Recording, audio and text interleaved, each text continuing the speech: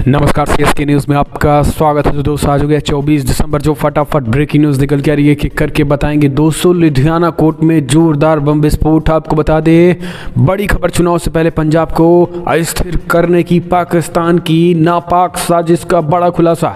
गृह मंत्रालय ने दिए जांच के आदेश, एनआईए करेगी जांच। दूसरी बड़ी अपडेट निकल के आ रही है, बड़ी खबर निकल के आ रही है, तालिबान और पाकिस्तान के बीच जोरदार जंग शुरू हो चुकी है। जी हाँ, तालिबान ने की पाकिस्तान की तरफ चढ़ाई, बॉर्डर्स पर लगाए बाड़े को पूरी तरीके से तालिबान ने उखाड़ कर फेंक दिया है। भड़के पाकिस्तानी सेना ने चलाई गोली। तीसरी बड़ी अपडेट निकल के आ रही है, 24 घंटे में दूसरी बार महाप्रलय मिसाइल का सफलतापूर्वक परीक्षण टेस्ट हुआ है। 150 से 500 किलोमीटर टारगेट का खात्मा करने का है काबिलियत। चौथी बड़ी अपडेट, ओमिक्रॉन तेजी के साथ बढ़ना शुरू हुआ। कोरोना, प्रधानमंत्री मोदी की बैठक शुरू, स्थिति और तैयारियों का लिया जायजा। इस बीच इसके बारे में आपको बताएंगे। पांचवी बड़ी अपडेट, धर्मांतरण पर शिकंजा, विपक्ष के हंगामे के बीच कर्नाटक विधानसभा में धार्मिक स्वतंत्रता संरक्षण विधेयक 2021 पारित, वो भी हम आपको बताएंगे। म्यांमार की मदद को आगे आया भारत, रेड क्रॉस सोसाइटी को सौंपी कोविड-19 टीकों की 10 लाख से अधिक खुराक। तो एक एक करके आप विस्तार से बताएंगे। जहाँ पे तालिबान को ड्रग्स पसंद है, अफगानिस्तान उपजा रहा है दुनिया की 85% अफीम। तो दोस्तों एक एक करके आपको विस्तार से बताएंगे, लेकिन उससे पहले एक छोटा सा मैसेज, अगर आपने चैनल को सब्सक्राइब नहीं किया तो पल पल के अपडेट के लिए चैनल को सब्सक्राइब करना ना भूले। 210 साल पहली बड़ी अपडेट निकल के आ रही है, लुधियाना कोर्ट में विस्फोट। गृह मंत्रालय ने पंजाब सरकार से मांगी रिपोर्ट। राज्य सरकार ने सुरक्षा को लेकर बुलाई बड़ी बैठक। वहीं आपको बता दें, आत्मघाती हमले में आरोपी के उड़े चीथड़े, पाकिस्तान की नापाक साजिश के संकेत। दोस्तों पंजाब के लुधियाना के जिले के कोर्ट परिसर में दोपहर हुए जोरदार धमाके से देश भर में सनसनी मच गई। इस हादसे में 2 लोगों की भी मौत हो गई है, जबकि 4 अन्य लोग घायल हो गए हैं। जानकारी के मुताबिक यह धमाका कोर्ट की 3री मंजिल पर हुआ। वहीं पुलिस कोर्ट कॉम्प्लेक्स में पहुंचकर जांच में जुट गई है। आपको बता दें, इसके अलावा एनआईए की भी मौके पर रवाना हो गई। जानकारी के मुताबिक केंद्र सरकार भी हादसे को लेकर एक्शन में आ गई है और पंजाब सरकार से रिपोर्ट मांगी गई है। धमाके के बाद पंजाब में हाई अलर्ट जारी कर दिया गया है। सार्वजनिक जगहों पर सुरक्षा बढ़ाने के निर्देश दे दिए गए हैं। पंजाब के सीएम चरणजीत चन्नी ने भी सुरक्षा को लेकर गुरुवार शाम को अहम बैठक बुलाई। वहीं सूत्रों की माने तो केंद्रीय गृह सचिव अजय भल्ला ने लुधियाना जिला न्यायालय विस्फोट की घटना पर पंजाब के शीर्ष अधिकारियों के साथ बातचीत करने के बाद गृह मंत्री अमित शाह को जानकारी दी। लेकिन आपको बता दें, जो बड़ी खबर निकल के आ रही है दोस्तों, ये है कि इसमें पाकिस्तान के नापाक साजिश का भी खुलासा हो रहा है। क्योंकि आपको बता दें, जिस तरीके से आरोपियों ने स्वयं को उड़ाया है, उसके सबूत और उसके तार जो है काफ़ी लंबे और पाकिस्तान से। क्योंकि दोस्तों आपको बता दें, इधर बीच जो है पाकिस्तान से पंजाब में घुसपैठ की बड़ी कोशिशें की गई हैं और इस चीज़ को नाकाम बॉर्डर सिक्योरिटी फोर्सेस ने कई बार किया भी है। अभी तो हाल ही में एक आरोपी को ढेर कर दिया था जो कि घुसपैठ कर रहा था। तो ये भी सबूत मिल रहे हैं कि कहीं ना कहीं बॉर्डर के जरिए घुसपैठ करके वो आया हो और आत्मघाती हमला कहीं ना कहीं बड़े कारनामे के फिराक में रहा हो। तो ये सारी चीज़ें जो है अब एनआईए को सौंप दी गई है। लेकिन दोस्तों पंजाब सरकार को हाई अलर्ट कर दिया गया, क्योंकि चुनाव को देखते हुए पाकिस्तान जो है वो कहीं ना कहीं एक तरीके से राज्य को अस्थिर करने की भरपूर कोशिश कर रहा है। इसके भी इनपुट मिल रहे हैं। हम चलते हैं एक और अपडेट, पाकिस्तान और तालिबान। जी आपको बता दें, तालिबान जिगरी दोस्त बता रहा था पाकिस्तान, अब उसने ही कर दी है चढ़ाई। तालिबान ने बॉर्डर पर बाड़ लगाने से रोका, भड़के पाकिस्तान ने दागा मोर्टार। अफगानिस्तान में तालिबान सैनिकों ने पाकिस्तान और अफगानिस्तान के बीच सीमा पर पाकिस्तानी सेना द्वारा सुरक्षा बाड़ लगाने में बाधा डाली। पाकिस्तान ने काबुल के विरोध के बावजूद 26 किलोमीटर की सीमा के अधिकांश हिस्से पे बाड़ लगा दिया है, जिसमें ब्रिटिश काल के ऑर्डर की चुनौती दे दी गई है। अफगान रक्षा मंत्रालय के प्रवक्ता अयनतुल्लाह खारमाई ने कहा है कि तालिबान बलों ने पाकिस्तानी सेना को 19 दिसंबर को पूर्वी प्रांत नागरहान के साथ एक अवैध सीमा बाड़ लगाने से रोका था। उन्होंने कहा है कि अब सब कुछ सामान्य है। लेकिन आपको बता दें कि पाकिस्तान की तरफ तालिबानी कूच कर दिए हैं। जी हाँ, ये सच बात है। वीडियो भी सोशल मीडिया पे वायरल हुआ है। और आपको बता दें कि इस पूरे के पूरे ग्राउंड को जो है वो कहीं ना कहीं इस पूरे के पूरे जो बाड़ लगाया गया था, तालिबानियों ने पूरी तरीके से उखाड़ कर फेंक दिया। और उखाड़ कर फेंकने के बाद पाकिस्तान को सीधी चेतावनी दे दी है और उन्होंने कहा है कि अगर दोबारा बाड़ लगाया गया तो ठीक नहीं होगा। हालांकि आपको बता दें, पाकिस्तान की तरफ से जो है वो गोलीबारी की गई है, पाकिस्तान की सेना की तरफ से मोर्टार दागे गए हैं। लेकिन सवाल यही है कि भाई जो आपने लगाया वही आप काटेंगे। ये बड़ी खबर, पाकिस्तानियों की बढ़ गई है टेंशन। अगली एक और अपडेट लेते हैं। 24 घंटे के अंदर दूसरी प्रलय मिसाइल की सफलतापूर्वक टेस्टिंग ने बढ़ाई, चीन और पाकिस्तान के होश उड़ा दिए हैं। टारगेट का खात्मा करने में है सक्षम। दोस्तों भारत ने गुरुवार को सतह से सतह मार करने वाले अर्ध बैलिस्टिक मिसाइल प्रलय का सफलतापूर्वक परीक्षण किया। यह मिसाइल 150 से 500 किलोमीटर के बीच टारगेट को तबाह करती है। सरकारी अधिकारियों ने इसकी जानकारी दी है। अधिकारियों ने बताया है कि प्रलय मिसाइल का ये टेस्ट एक अलग रेंज के लिए करवाया गया था और इसमें सभी मापदंडों को पूरा किया गया। उन्होंने कहा है कि पिछले 24 घंटों में मिसाइल का ये दूसरा सफल परीक्षण है। बुधवार को भी इसका सफल परीक्षण किया गया था। सरकारी अधिकारियों ने बताया है कि देश में ये पहली बार है कि किसी विकासात्मक मिसाइल का लगातार 2 दिनों से सफलता परीक्षण किया गया। कम दूरी की बैलिस्टिक मिसाइल प्रलय का सुबह ओडिशा तट के पीजे अब्दुल कलाम द्वीप से फिर से परीक्षण किया गया। रक्षा अनुसंधान विकास संगठन द्वारा विकसित ठोस ईंधन युद्धक मिसाइल भारतीय बैलिस्टिक मिसाइल कार्यक्रम से पृथ्वी रक्षा वाहन पर आधारित है। हम चलते हैं एक और अपडेट। ओमिक्रॉन की बड़ी बैठक, प्रधानमंत्री नरेंद्र मोदी ने की स्थिति और तैयारियों का लिया जायजा। दिल्ली, मध्य प्रदेश समेत कई राज्यों में नाइट कर्फ्यू के आदेश दे दिए गए हैं। देश में ओमिक्रॉन की स्थिति को लेकर पीएम मोदी की बैठक हुई। बैठक में पीएम स्थितियों का जायजा और तैयारियों का जायजा लिए। मंत्रियों के साथ हुई बैठक में पीएम मोदी कोविड-19 मौजूदा स्थिति की समीक्षा की। यह बैठक ऐसे समय में हुई जब देश में ओमिक्रॉन का प्रसार काफ़ी तेजी से हुआ। देश के 16 राज्यों के सामने आ चुके ओमिक्रॉन के मामले का कुल आंकड़ा 300 के करीब पहुंच गया। लेकिन आपको बता दें कि प्रधानमंत्री नरेंद्र मोदी ने बैठक में स्पष्ट तरीके से निर्देश दे दिए हैं। किसी भी राज्य को कहीं न कहीं तरीके से ये नहीं देखना है कि लॉकडाउन से क्या होगा क्या नहीं। सबसे पहले तत्काल लॉकडाउन लगना चाहिए। लॉकडाउन से जो हानियां होगी वो देखा जाएगा, लेकिन कोविड-19 को किसी तरीके से टॉलरेट नहीं किया जाएगा। हम चलते हैं एक और अपडेट। धर्मांतरण पर शिकंजा, विपक्ष के हंगामे के बीच कर्नाटक विधानसभा में धार्मिक स्वतंत्रता संरक्षण विधेयक 2021 पारित। कर्नाटक विधानसभा में गुरुवार को विपक्ष के हंगामे के बीच धर्म की स्वतंत्रता के अधिकार का संरक्षण विधेयक 2021 को पास कर दिया गया। धर्मांतरण विरोधी विधेयक के पास होने पर कर्नाटक के मंत्री डॉक्टर अश्वत्थ नारायण ने कहा है कि ये बहुप्रतीक्षित विधेयक था। इसमें पारदर्शिता और जवाबदेही तय होगी और ये एक तरीके से दूरदेशी विधेयक है जो वर्तमान में सामना की जा रही है चुनौतियों का समाधान करेगा। साथ ही कहा है कि ये समाज में सद्भाव पैदा करेगा।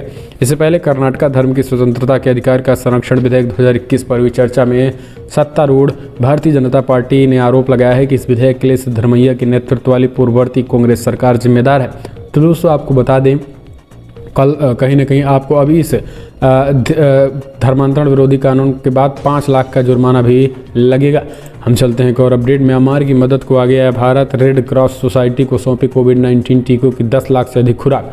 राजनीतिक संकट से जूझ रहे पड़ोसी देश म्यांमार के लोगों को कोविड-19 के खिलाफ उनकी लड़ाई में समर्थन के लिए भारत ने मदद के हाथ बढ़ाए हैं। विदेश सचिव हर्षवर्धन श्रृंखला ने बुधवार को म्यांमार रेड क्रॉस सोसाइटी के प्रतिनिधियों को मेड इन इंडिया टीका को 10 लाख खुराक सौंप दी है। म्यांमार में भारतीय दूतावास ने ट्वीट कर ये जानकारी दी है। श्रृंखला यहाँ 2 दिवसीय यात्रा पर है। म्यांमार की सेना द्वारा 1 फरवरी को तख्तापलट में लोकतांत्रिक रूप से चुनी गई आंग सान सू की सरकार को अपदस्थ करने के बाद भारत की ओर से पहली बार कोई बड़ा अधिकारी उच्च स्तरीय यात्रा पर गया। भारतीय दूतावास ने ट्वीट करके कहा है कि विदेश सचिव हर्षवर्धन श्रृंखला ने म्यांमार रेड क्रॉस सोसाइटी के प्रतिनिधियों को मेड इन इंडिया टीके की 10 लाख खुराक सौंप दी गई है ताकि म्यांमार के लोग, जिनसे भारत म्यांमार सीमा पर मौजूद लोग भी शामिल हैं। हम चलते हैं एक और अपडेट। तालिबान को ड्रग्स पसंद है। अफगानिस्तान उपजा रहा है दुनिया की 85% अफीम। रिपोर्ट्स में खुलासा, अफीम के जरिए ही तालिबान अपनी पूरी की पूरी अर्थव्यवस्था चलाने वाला है। बरसों से अफगानिस्तान अफीम पोस्ता की फसल उगाता और काटता आया है। हाल ही में इस संबंध में यूएन की एक रिपोर्ट में कई बड़े खुलासे हुए हैं। इस रिपोर्ट से पता चलता है कि नशे के कारोबार में अफगानिस्तान पूरी दुनिया में शीर्ष पर पहुंच चुका है। इस रिपोर्ट में कहा गया है कि साल 2021 में अफगानिस्तान में दुनिया भर के 90% से ज़्यादा अवैध हीरोइन का प्रोडक्शन किया गया है। इसके अलावा यूरोप में भी 95% नशे की खेप इसी फसल से पहुंची। अब अफगानिस्तान में लैटिन अमेरिका में उगाई जाने वाली कोका की फसल से ज़्यादा अफीम की फसल उगाई जाती है। साल 2021 से अफगानिस्तान दुनिया भर में सबसे ज़्यादा अवैध ड्रग्स निर्माण करने वाला देश बन गया है। हाल ही में UN office on drugs and crime ने अपनी रिपोर्ट्स में इस बात का दावा किया है। अफगानिस्तान पर राज कर रहा तालिबान दुनिया भर में अफीम पैदा करने वाली ज़मीन का सबसे बड़ा मालिक है, जिसकी वजह से वो दुनिया भर में ड्रग्स का सबसे शक्तिशाली उत्पादक बन गया है। हम चलते हैं एक और अपडेट लेते हैं। तो दोस्तों, बड़ी खबर निकल के आ रही है। आपको बता दें, हिंदू महासभा की नेता बोली, कॉपी किताबों को रखो हाथ में उठाओ शस्त्र, कहा हम सब मिलकर इनके 20 लाख को मार गिराएंगे। दोस्तों, उत्तराखंड के हरिद्वार में धर्म संसद का वीडियो तेजी से सोशल मीडिया पे वायरल हो रहा है। वीडियो में हिंदू महासभा की नेता मुसलमानों के खिलाफ लोगों को भड़काते दिख रही हैं। वहां उपस्थित लोगों ने शस्त्र उठाकर लोगों को मारने के भी आह्वान करती हैं। हिंदू महासभा की जनरल सेक्रेटरी और निरंजनी अखाड़ा महामंडलेश्वर अन्नपूर्णा माँ ने इस सभा को संबोधित करते हुए कहा है कि हम सब मिलकर इनके 20 लाख लोगों को मार गिराएंगे, तब जाके हम विजयी कहलाएंगे। कॉपी किताब रखो और हाथ में शस्त्र उठा लो। उन्होंने कहा है कि अगर हमारे धर्म पर, हिंदुत्व पर खतरा मंडराएगा तो मैं कुछ नहीं सोचने वाली हूँ। हम चलते हैं एक और अपडेट लेते हैं। तो दोस्तों, बड़ी खबर निकल के आ रही है। आपको बता दें, जहाँ पर लुधियाना कोर्ट ब्लास्ट में सीजेआई हैरान, हाई कोर्ट के चीफ जस्टिस को दिए निर्देश। दोस्तों, भारत के मुख्य न्यायाधीश NV रमन ने पंजाब के लुधियाना में गुरुवार को जिला अदालत में विस्फोट की घटना पर हैरानी जताते हुए गहरा दुख व्यक्त किया। चीफ जस्टिस ऑफ इंडिया ने पंजाब और हरियाणा हाईकोर्ट के मुख्य न्यायाधीश से घटनाक्रम के बारे में पूछताछ करने को भी कहा। घटना को लेकर पुलिस ने बताया है कि अदालत परिसर की तीसरी मंजिल पर विस्फोट उस समय हुआ जब जिला अदालत की कार्रवाई चल रही थी। घटना को लेकर केंद्रीय गृह मंत्रालय ने विस्तृत रिपोर्ट मांगी और एक व्यक्ति की मृत्यु हो गई। इसमें 3 लोग घायल हो गए। अधिकारियों ने यह जानकारी दी है। केंद्रीय गृह मंत्रालय ने एक पत्र में पंजाब सरकार को घटना का ब्यौरा देते हुए ये चीज़ें कही। लेकिन आपको बता दें दोस्तों, NIA जांच के आदेश दे दिए हैं। गृह मंत्रालय ने तत्काल रिपोर्ट भी मांगी है, लेकिन इसमें पाकिस्तान के सबूत साफ साफ मिल रहे हैं, क्योंकि पाकिस्तान जो है वो भारत को और ख़ास करके पंजाब को अस्थिर करने की दोस्तों पाकिस्तान का भविष्य पूरी तरीके से चौपट। जी हाँ, आपको बता दें, कनाडा के एक थिंक टैंक की रिपोर्ट में बड़ा खुलासा। CPEC के खिलाफ विरोध से परियोजना व पाकिस्तान दोनों को है खतरनाक नुकसान।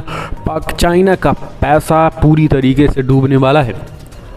कनाडा के एक थिंक टैंक ने कहा है कि पाकिस्तान में तालिबान यानी TTP व जमात इस्लामी जैसे चरमपंथी गुट देश की राष्ट्रीय नीतियों पर नियंत्रण की कोशिश कर रहे हैं, जो भविष्य में विदेशी निवेश को रोकेगा।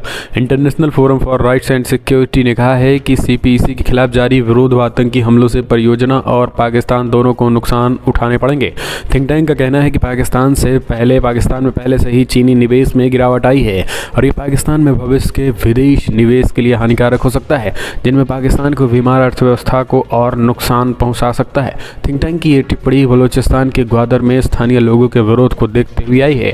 हालांकि क्षेत्र के नागरिकों ने 16 दिसंबर को विरोध से सरकार से बातचीत के बाद धरना प्रदर्शन खत्म कर दिया था, लेकिन बलूचिस्तान में महीनों लंबे विरोध के चलते पाकिस्तान सरकार कई दिक्कतों का सामना कर रही है। यही कारण है कि क्षेत्र में हजारों अतिरिक्त बलों की तैनाती भी की गई है। पाकिस्तान कब्जे वाले गिलगित बल्टिस्तान में बेरोजगारी दर में तेजी से वृद्धि की अगली अपडेट। जम्मू कश्मीर को 31,000 करोड़ रुपए के निवेश प्रस्ताव मिले। राज्यसभा में बोली सरकार। जम्मू कश्मीर को 31,000 करोड़ रुपए के निवेश प्रस्ताव मिले। इनमें से 28,400 करोड़ रुपए के केंद्रीय क्षेत्र की नई योजनाओं को अधिसूचित किए गए हैं, जिनमें 4.5 लाख से अधिक लोगों को रोजगार मिलने का संभावना है। केंद्रीय गृह राज्य मंत्री नित्यानंद राय ने राज्यसभा में कार्रवाई के दौरान इस बात की जानकारी दी है। आपको बता दें कि लगातार जो है वो संसद में जानकारी दी जा रही है। सबसे बड़ी बात यह है कि जम्मू कश्मीर में जो है वो कहीं ना कहीं एक तरीके से अगर देखा जाए तो तेज़ी के साथ जो है वो सरकार को लेकर प्रस्ताव मिल रहे हैं, और ख़ास करके विकास डेवलपमेंट को लेकर जो ये हो रहा था कि जम्मू कश्मीर भाई कौन अपना पैसा लगाएगा, जम्मू कश्मीर में कौन विकास की परियोजनाएं ले जाएगा, जम्मू कश्मीर में कौन प्रोजेक्ट्स लगाएगा। लेकिन अब जो है वो 31,000 करोड़ रुपए का निवेश जो है वो प्रस्ताव मिल गया है, और आने वाले समय में ये धरातल पर देखने को मिल सकता है। अगली अपडेट। इजराइल के सैनिकों की गोलीबारी में फ़लस्तीन शख्स की मौत। सैन्य चौकी में गाड़ी घुसाने की कोशिश का था आरोप। दोस्तों, लगातार इजराइल और फ़लस्तीन के बीच टकराहट की खबरें आती रहती हैं। इजरायली सैनिकों ने एक बार फिर से मंगलवार को एक फ़लस्तीनी व्यक्ति की हत्या कर दी, जिसने कथित तौर पर अपने वाहन को वेस्ट बैंक में एक सैन्य चौकी में घुसाने की कोशिश की थी। सेना IDF के अधिकारियों ने ये जानकारी दी है। फ़लस्तीनी मीडिया के अनुसार सैनिकों ने वाहन पर गोलियां चलाई, जिनमें व्यक्ति की मौत हो गई थी। आपको बता दें कि उनकी कार अनियंत्रित होकर एक सैन्य वाहन से टकरा गई, जिसके बाद जेनिन ने उत्तरी वेस्ट बैंक शहर के पास गाड़ी आग की लपटों में घिरी गई। तो दोस्तों, लगातार टकराहट जारी है। इस बीच एक और अपडेट, महबूबा मुफ्ती का पाकिस्तान प्रेम साफ साफ झलकने लगा है। दोस्तों, महबूबा मुफ्ती ने पाकिस्तान के तानाशाह से की पीएम मोदी की तुलना। कहा अब भी घृणा का दंश झेल रहा है पड़ोसी। अब आप समझ लीजिए। पीडीपी प्रमुख महबूबा मुफ्ती ने केंद्र सरकार की मोदी सरकार पर निशाना साधा। उन्होंने केंद्र सरकार की तुलना पाकिस्तान में जनरल मोहम्मद जियाउल हक के नेतृत्व वाली सरकार से की।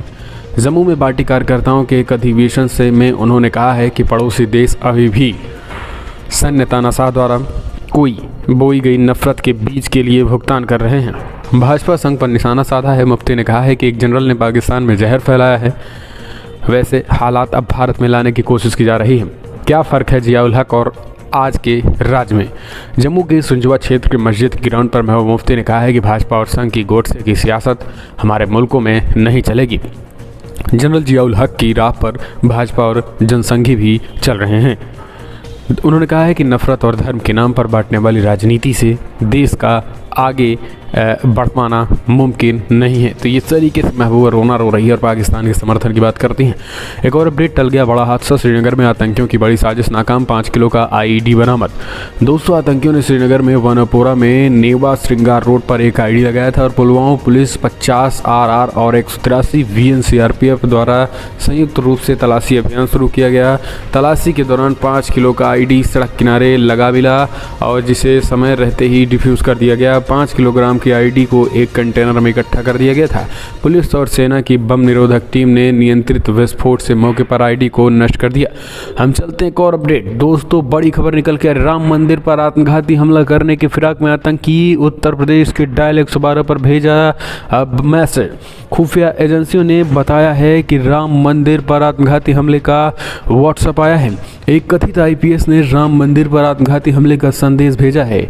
यह मैसेज उत्तर प्रदेश के डायल 112 पर भेजा गया। इसके अलावा खुफिया एजेंसियों ने देश के महत्वपूर्ण धार्मिक स्थलों पर हमले की आशंका जताई है। खुफिया एजेंसियों ने अपने खुफिया दस्तावेज के हवाले से इस बात की जानकारी दी है। एजेंसियों ने बताया है कि देश में मौजूद आंतरिक तत्व भी अपनी आकाओं के निर्देश पर गड़बड़ी फैला सकते हैं।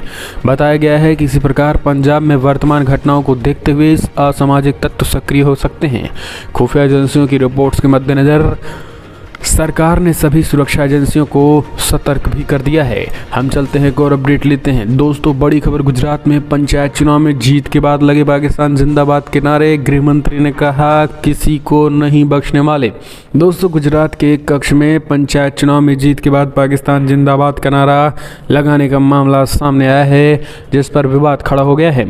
ये मामला अंजार तहसील के दुधई गाँव का है, जहाँ ग्राम पंचायत चुनाव में जीत के बाद रैली के दौरान पाकिस्तान जिंदाबाद के नारे लगाए गए। नारेबाजी का वीडियो सामने आने के बाद गुजरात के गृह राज्य मंत्री हर्ष संघवी ने पूरे मामले की जांच के आदेश दे दिए हैं। संघवी ने बताया है कि मामले में कक्ष रेंज की आईजी से बातचीत की गई है। जांच करके आरोपियों के खिलाफ सख्त कार्रवाई करने के निर्देश दिए गए और किसी को बख्शा नहीं जाएगा। तो दोस्तों, ताबड़तोड़ एक्शन। हम चलते हैं और अपडेट, अयोध्या पर फैसले के बाद कमिश्नर, मेयर, IAS, MLA ने ताबड़तोड़ खरीदी जमीन। अब CM योगी आदित्यनाथ ने दिए जांच के आदेश। अयोध्या में सुप्रीम कोर्ट के फैसले के बाद से राम मंदिर का निर्माण तो शुरू हो गया है, लेकिन इससे जुड़े दूसरे पहलुओं पर विवाद भी शुरू हो गया है। ऐसा ही एक विवाद है जमीन खरीद को लेकर। अयोध्या में सुप्रीम कोर्ट के फैसले के बाद अयोध्या में राम मंदिर के आसपास कई जमीनों को खरीदा गया है। ये जमीन अधिकारी से लेकर पुलिस अफसर, नेता से लेकर उनके परिवार वालों तक ने खरीदी है। अब इस मामले में योगी सरकार ने जांच के आदेश दे दिए हैं। 5 दिन के अंदर जांच की रिपोर्ट मांगी गई है। राज्य सरकार ने संवेदनशील मामले की जांच विशेष सचिव राधेश्याम मिश्रा द्वारा करवाने का फैसला किया है। उन्होंने कहा है कि 5 दिन के अंदर विस्तृत जांच करनी है और रिपोर्ट सौंपनी है। अब चुनावी मौसम में राज्य सरकार की इस कार्रवाई को काफ़ी अहम माना जा रहा है। विपक्ष लगातार आरोप लगा रहा था। तो दोस्तों, फिलहाल बड़ी खबरों में इतना ही, लेकिन अगर आपको वीडियो पसंद आया तो लाइक करें, शेयर करें। पल पल के अपडेट के लिए चैनल को सब्सक्राइब करना ना भूलें। लेकिन जिस तरीके से दोस्तों 24 घंटे में प्रलय मिसाइल का दूसरा सफलतापूर्वक परीक्षण किया गया है, इसे आप कैसे देखते हैं? और जम्मू कश्मीर अभी भी शांत नहीं है। एक निहत्थे और एक ASI को जिस तरीके से गोली मार हत्या की गई है, इसको आप कैसे देखते हैं? कमेंट के माध्यम सुझाव